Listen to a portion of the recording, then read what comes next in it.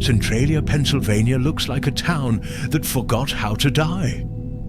At first glance, it seems quiet. Empty streets, abandoned homes, fading road signs. But beneath that silence, something is still alive. Something hot. Something that has been burning for decades under the ground. Hidden below the streets, below the trees, below what remains of an American town that was never supposed to disappear. This is not the aftermath of a war. This is not a volcanic disaster zone. This is a real place in the United States where an underground fire turned an entire community into a ghost town. And the most disturbing part is this: the fire is still burning. Centralia is located in eastern Pennsylvania, in a region once shaped by coal. For years, this was a normal mining town, the kind of place built on hard labor, family roots, and the promise that the earth below could provide a living. Coal made towns like this possible, but coal also made them vulnerable, because deep beneath Centralia sat a maze of old mine tunnels, abandoned chambers, and exposed veins of anthracite coal, one of the hottest burning forms of coal in the world. The town was small, but what lay underneath it was massive. And once that underground world caught fire, Centralia above it never stood a chance. The story most people know begins in 1962. A landfill fire was lit to clean up trash in a pit near the cemetery, something that may have seemed routine at the time. But this fire did not stay where it started.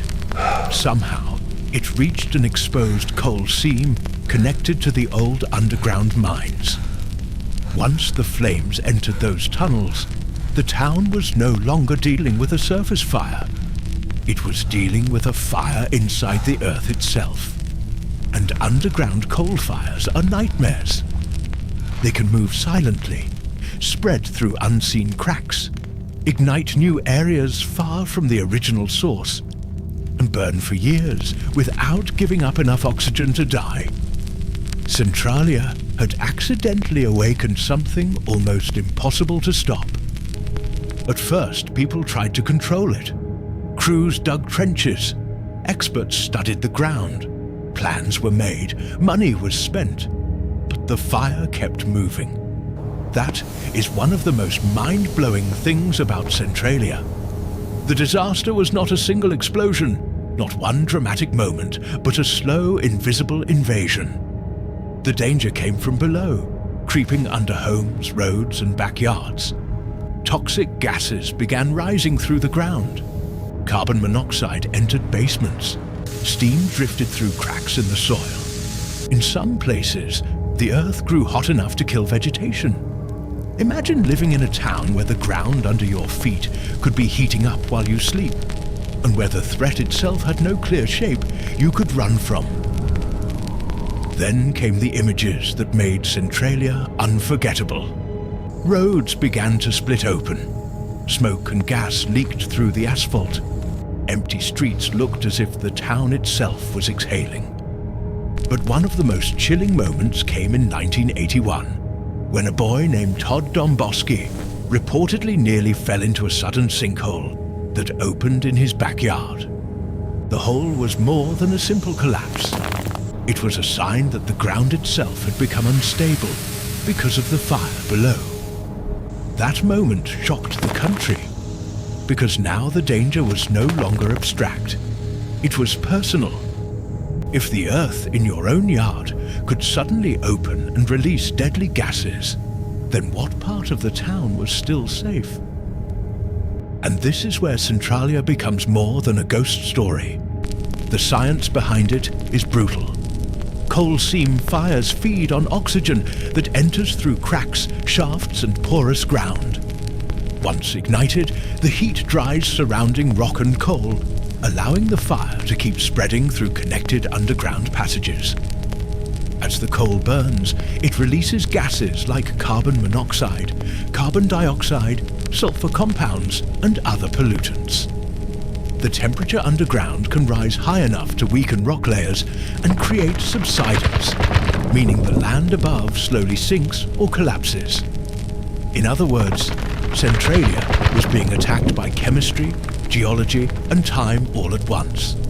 Not by something supernatural, but by a chain reaction humans no longer knew how to control. So, why didn't they just put it out? That is the question that haunts this town. And the answer is terrifying in its own way. To stop a fire like this, you must isolate it completely or remove its fuel. But Centralia's fire had access to a huge underground coal network.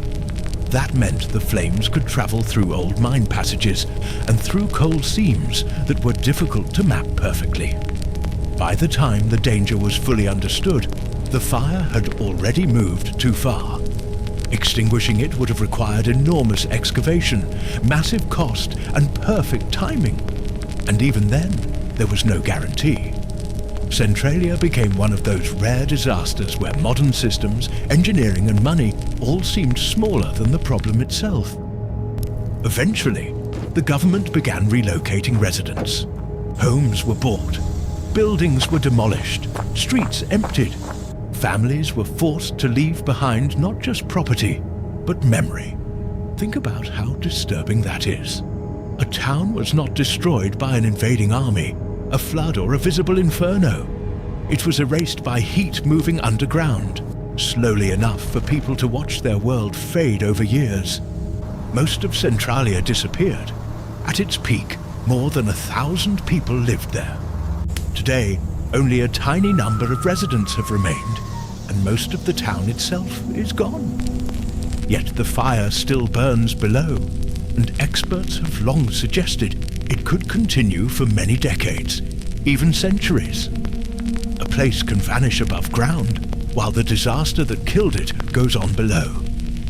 Centralia's impact reaches far beyond Pennsylvania.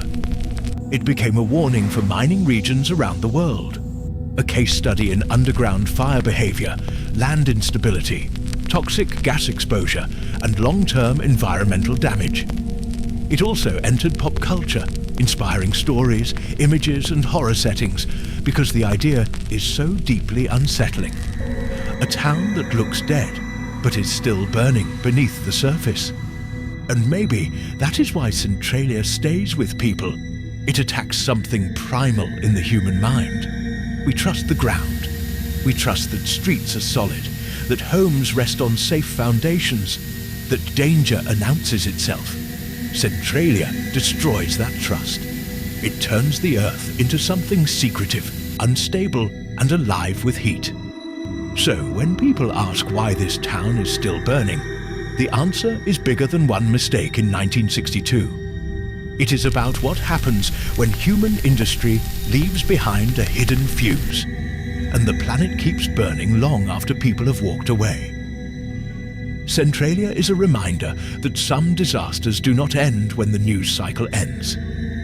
Some continue in silence, under cracked roads and empty lots, waiting beneath a town that almost no longer exists.